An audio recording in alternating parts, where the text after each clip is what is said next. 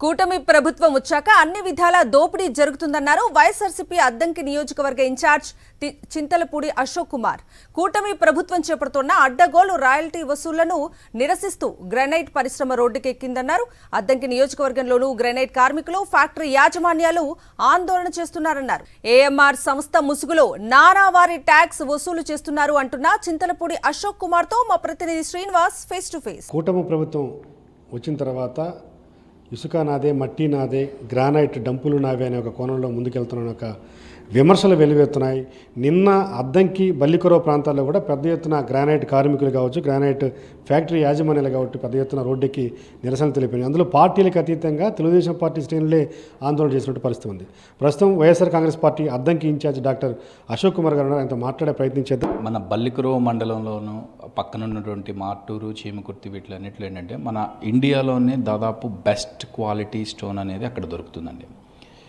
Before elections కూటమి ప్రభుత్వం, particularly Telugu Desam ప్రభుత్వము, నారా లోకేష్ గారు యువగళం పాదయాత్ర చేస్తూ ఏం చెప్పారంటే, ఒంగోలులో మైనింగ్ వర్కర్స్, మైనింగ్ అసోసియేషన్ వీళ్ళందరితో ఒక చిన్న మీటింగ్ లాగా పెట్టారు, గెట్ టుగెదర్ లాగా పెట్టి దానిలో చాలా ఇమ్మెచ్యూర్ కామెంట్స్ చేశారు. కూటమి ప్రభుత్వం గవర్నమెంట్ అధికారంలోకి వచ్చిన తర్వాత ఇంతకుముందు ఏదైతే సీనరైజ్ 20 రాయల్టీ కానివ్వండి 27,000 చేశారో దాన్ని ఆల్మోస్ట్ 35,000కి తీసుకెళ్ళి దాంతోపాటు జిఎస్టీ అధికం.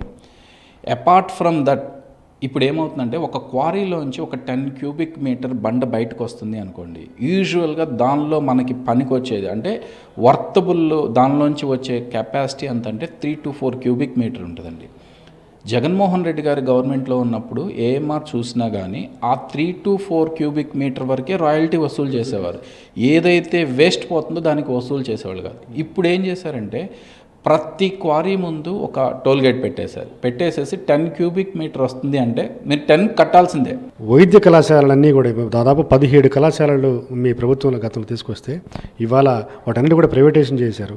నిన్న క్యాబినెట్లో కూడా చెప్తున్నారు, పీపీపీకి ఇస్తున్నామని చెప్తూనే అవి ప్రభుత్వ వైద్యశాలలే అని చెప్పి చెప్తున్న పరిస్థితి క్యాబినెట్లో. చంద్రబాబు ఎట్లా చూస్తారు మీరు? మధ్యతరగతి ప్రజలకు, పేద ప్రజలకు అందాల్సినటువంటి వైద్యాన్ని, మెడికల్ సీట్స్ని ప్రైవేటైజేషన్ చేస్తున్నారు అనేది జనంలోకి బలంగా వెళ్ళేసరికి దాన్ని ఏ విధంగా డైవర్ట్ చేయాలి అన్న కోణంలోనే, లేదు ప్రైవేట్ పేరే గవర్నమెంట్ పేరే ఉంచుతాము బట్ అంత అనేది జస్ట్ మసిబూసి మారేడుకాయ చేయటం మాత్రమే చేస్తున్నారండి.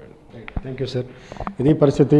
డాక్టర్ గారు అశోక్ కుమార్ గారు చెప్తున్న పరిస్థితి చూస్తే కూటమి ప్రభుత్వం వచ్చిన తర్వాత పేదల వైద్యానికి తూట్లు పొడుస్తూనే ఉందని చెప్తున్నారు. మసిబూసి మారేడుకాయ చేసే ప్రయత్నంలో భాగంగానే వీటిని ప్రభుత్వం వైద్య కళాశాలలుగానే మేము పిలుస్తామని చెప్తూనే బినామీలు కట్టబెట్టే ప్రయత్నం చేస్తున్నారని ఆయన ఆరోపణలు చేస్తున్నారు.